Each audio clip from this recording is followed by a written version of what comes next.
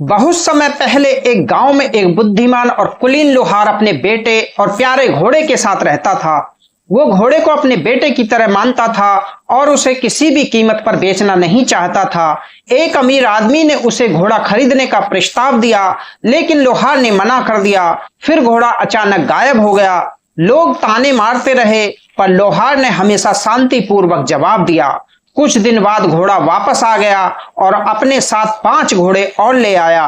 लोग इसे सौभाग्य मानकर बधाई देने आए, पर लोहार फिर भी निष्पक्ष बना रहा। एक दिन उसका बेटा घोड़े के कारण घायल हो गया और लोगों ने इसे दुर्भाग्य बताया। कुछ सप्ताह बाद युद्ध छिड़ गया। गांव के सभी युवकों को सेना में भेज दिया गया, लेकिन लोहार का बेटा घायल होने के कारण घर पर ही रहा। लोग फिर से लोहार की प्रशंसा करने लगे, लेकिन उसने समझाया कि हर घटना, चाहे खुशी की हो या गम की हो, एक परीक्षा है। राजा ने लोहार की इस समझदारी से प्रभावित होकर उसे कई इनाम दिए। आखिर वो इनाम क्या थे, आइए जानते हैं इस कहानी में आगे बढ़ने से पहले आपसे बस एक छोटी सी रिक्वेस्ट, हमारे चैनल को सब्सक्राइब जरूर करें और वीडियो पर लाइक शेयर कमेंट करें। अब कहानी विस्तार से। बहुत पुरानी बात है, एक गांव में एक बुद्धिमान और कुलीन लोहार अपने जवान बेटे के साथ रहता था। उस गांव में उसका एक पुराना घर था, जिसमें सिर्फ 2 कमरे थे।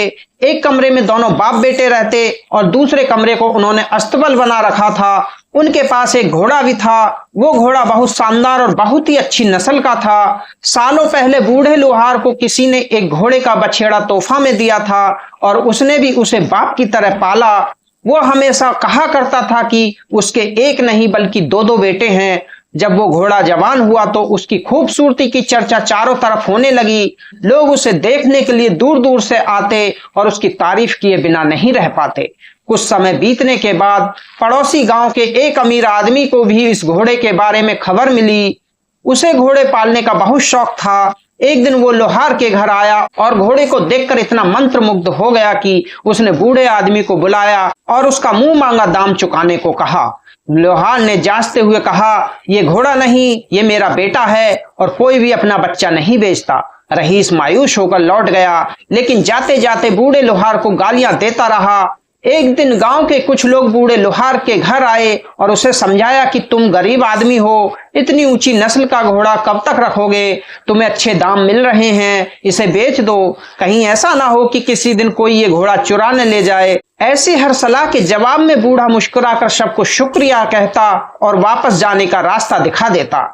बूढ़े लोहार की एक आदत थी कि वो दरवेश लोगों को बहुत सम्मान करता था। जब भी वो ऐसे किसी बूढ़े बुजुर्ग को देखता तो उससे मार्फत और दाना की बातें सीखता था। एक दिन पड़ोसी गांव के उसी रईस ने लोहार से घोड़ा पाने की तरकीब सोची। उसने एक बूढ़े को दरवेश बनाकर लोहार के पास भेजा।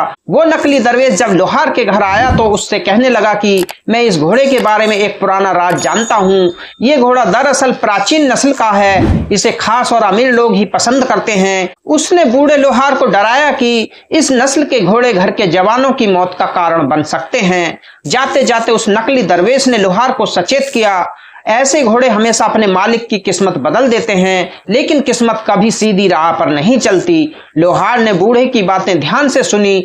बात ध्यान से सुनने के बाद कहा, जो कुछ मेरे नसीब में है वो खुदा सबसे बेहतर जानता है, इसलिए मैं अपने फैसले खुदा की दया पर छोड़ देता हूँ। यदि ये घोड़ा वास्तव में एक परीक्षा है तो मैं इसका सामना करने के लिए तैयार हूँ, लेकिन मैं इसे किसी भी कीमत पर बेचना नहीं चाहता।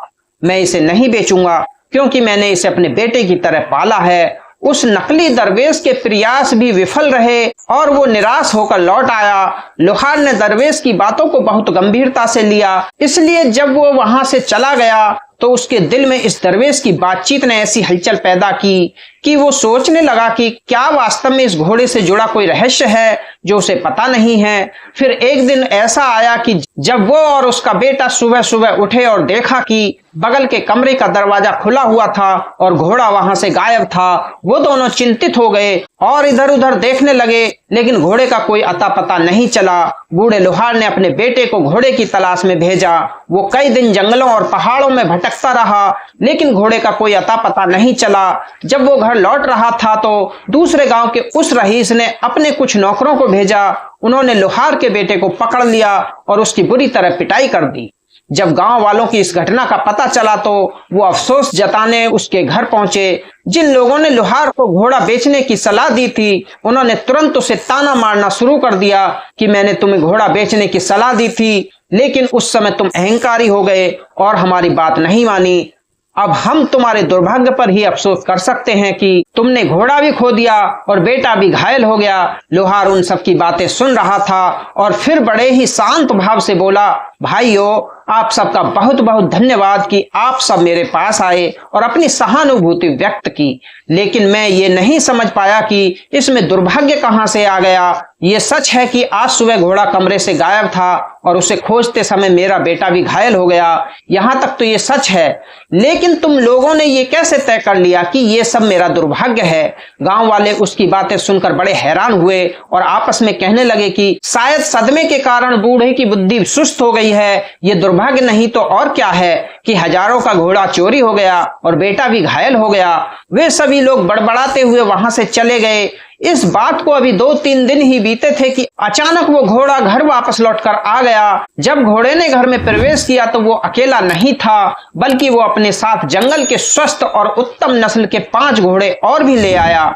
ये खबर इलाके में फैल गई और लोग आकर बूढ़े लोहार को बधाई देने लगे। जो लोग उसे घोड़ा खोने के लिए ताने मार रहे थे, वो बोले कि उस दिन हमने गलत बात कही थी। घोड़े का खोना वास्तव में तुम्हारा दुर्भाग्य नहीं बल्कि सौभाग्य था। आज तुम एक के बजाय 6 घोड़ों के मालिक बन गए हो। लोहार ने यह सुनकर आश्चर्य से कहा, भाइयों, इस बार फिर मैं तुम्हारी बात नहीं समझा। ये सच है कि मेरा घोड़ा वापस आ गया और अपने साथ 5 घोड़े और ले आया, लेकिन इसमें सौभाग्य की बात कहां से आ गई?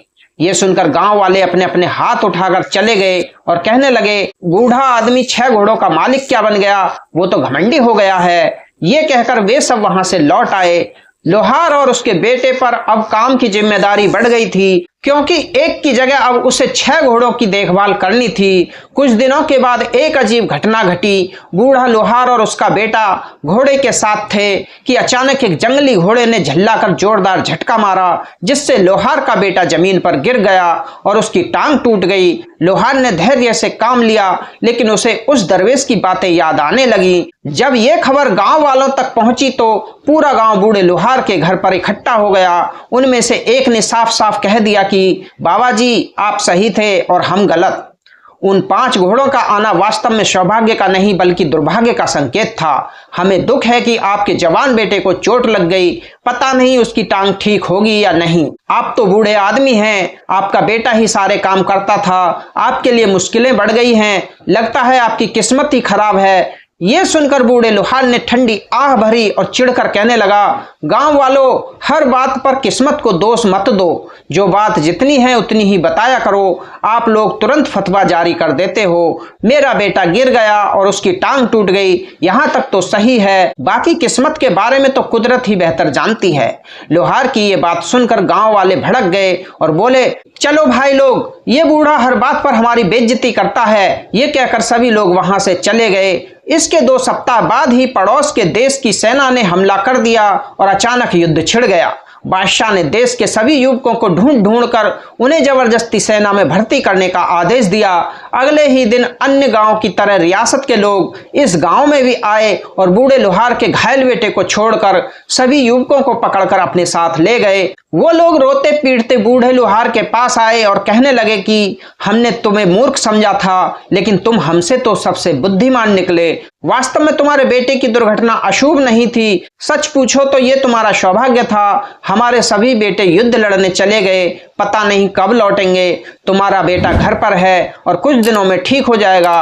बूढ़े लोहार ने उनसे हमदर्दी जताते हुए कहा, भाइयों, अगर तुम असल बात समझ गए होते तो अब भी इतने परेशान ना होते। मेरा मानना है कि हर परीक्षा के पीछे कोई ना कोई समझदारी होती है, जिसे सिर्फ खुदा ही जानता है। कुछ सप्ताह बीते और राजा की सेना ने दूसरे देश की सेना को हरा दिया और हर जगह शांति स्थापित होने लगी।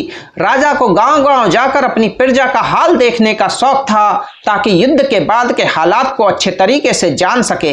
एक दिन राजा ने अपने दरबार में गांव वालों की मेजबानी की। सारे गांव वाले वहां जमा हो गए और बूढ़ा लोहार भी वहां मौजूद था। गांव वालों ने राजा को लोहार और उसके घोड़े के साथ हुई सारी घटनाएं बताई। घोड़े का खो जाना, फिर 5 5 घोड़ों का उसके साथ चले आना, फिर उसके बेटे की टांग टूट जाना, लेकिन इस दुर्घटना के कारण युद्ध में न जाना। सबने कहा कि ये बूढ़ा लोहार किस्मत का धनी है। राजा ने लोहार को अपने पास बुलाया और कहा, मैंने तुम्हारे भाग्य में उतार चढ़ाव की कहानी सुनी है, ये तुम्हारे भाग्य का समय है, लेकिन सबसे आश्चर्य की बात यह है कि तुम हर परीक्षा को बिना किसी शिकायत के स्वीकार करते हो। मैं ये जानना चाहता हूं कि तुम्हारे पास ये बुद्धि और धैर्य कहां से आया है।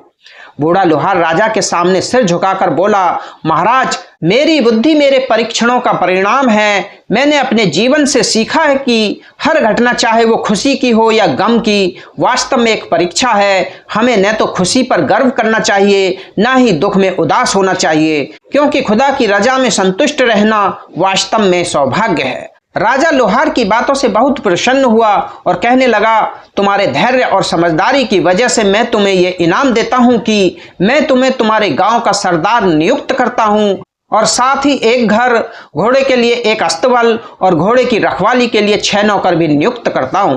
बूढ़े लोहार ने राजा को धन्यवाद दिया और कहने लगा, महाराज, आपका यह इनाम मेरे लिए बहुत बड़ा है, लेकिन मेरी खुशी इसी में है, आपने मुझे जो कुछ भी दिया है, मुझे इसे खुदा का आशीर्वाद मानकर स्वीकार करना चाहिए।